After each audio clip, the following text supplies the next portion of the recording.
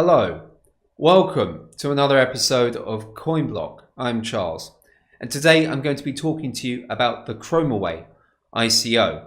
Please take a moment to pause your screen and read the disclaimer. I'm not paid, sponsored, or affiliated with any of the ICOs discussed in this video. All the views expressed in this video are just my own personal opinions. So I know what many of you are thinking. You're thinking, Charles, why are you talking to us about ICOs when you know we're in a heavy bear market? Well, what I would say to you is this: you shouldn't be investing in any ICOs at the moment unless you find an exceptional project. Okay, let me make that crystal clear for you. Most of these ICOs are nothing more than glorified Ponzi schemes. It's just raw speculation. You can have an ICO with a working product. You can have an ICO with a traditional brick and mortar company behind it before it entered the blockchain space. None of that matters. The market is heavily manipulated, and you need to factor that in when you're looking at all of these ICOs. So what is ChromaWay? What's the big deal? Why are people talking about this project? Well, ChromaWay wants to develop a blockchain database for decentralized applications where node validators are rewarded not through gas fees, but from dApp profits. So before we actually get things started, it's good to actually give ChromaWay a few competitors so you can actually analyze the ChromaWay ICO against them. And of course, they're all color coded this time, which is corresponding to the gradient here that I've put on your right hand side. So the way I see it, ChromaWay's value proposition really has three main selling points. The first selling point for ChromaWay is its relational database system. ChromaWay uses a relational database system to decouple data from applications running on top of it. This actually allows enterprises and businesses to index and query data from multiple applications using APIs without performance degradation. The second reason for liking ChromaWay is actually the fact that its scaling is solved horizontally. In other words, decentralized applications run their own nodes on top of their own blockchain. Transaction fees do not follow the Ethereum gas model, which is rooted in the smart contract, but are instead collected from profits incurred from dApp usage. And the third thing to like about ChromaWay is that the ChromaWay project is actually implementing its own dApp programming language called REL, spelt R-E-L-L, which allows for quicker program error fixes. ChromaWay's relational model actually makes use of the SQL database management system, thereby appealing to an already existing developer community. Now, when it comes to hype for a project like ChromaWay, you can see it's actually increasing. When I started reviewing the project, the hype was actually down to about 4. I started looking into this about a month ago, and it's been going up and up ever since. So it's currently rated at 8 out of 10 for hype. The ChromaWay ICO has significant levels of unmet demand. Retail investors are really foaming at the mouth trying to get into this project.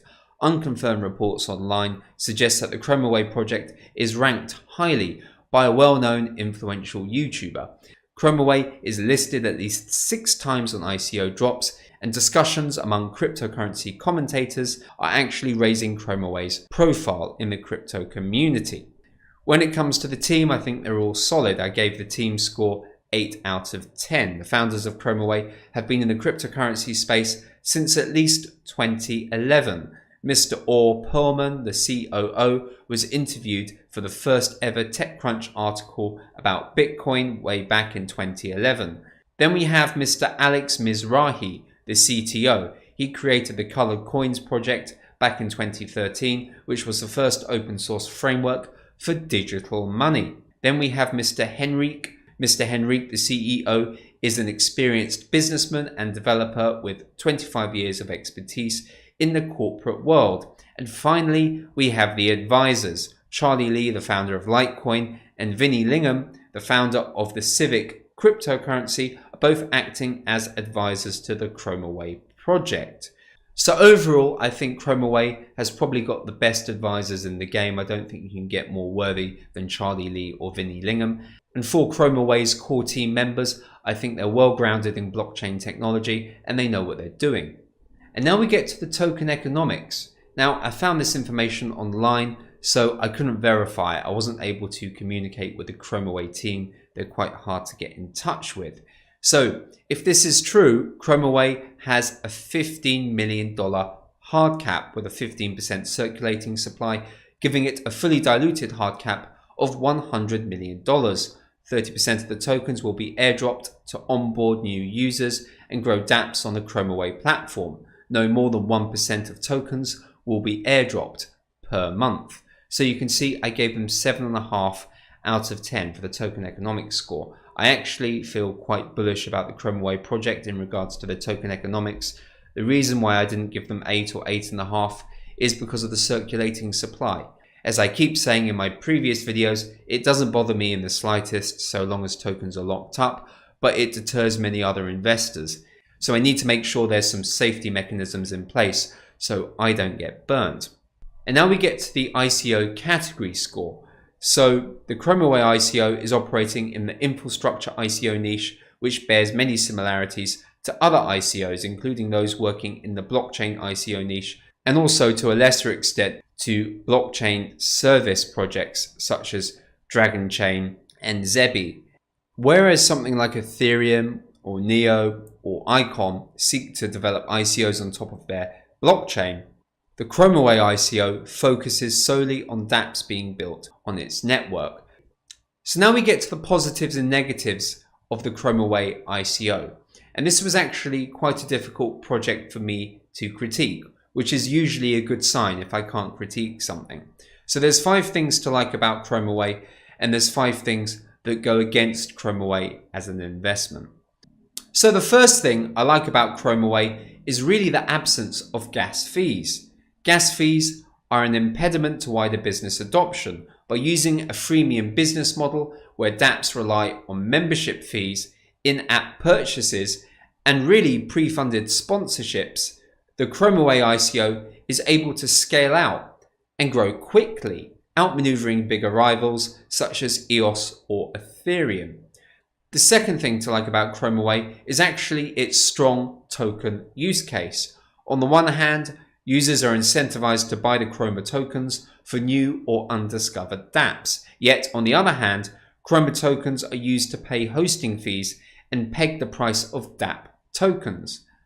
The third thing I like about ChromaWay is how long it's actually been in development.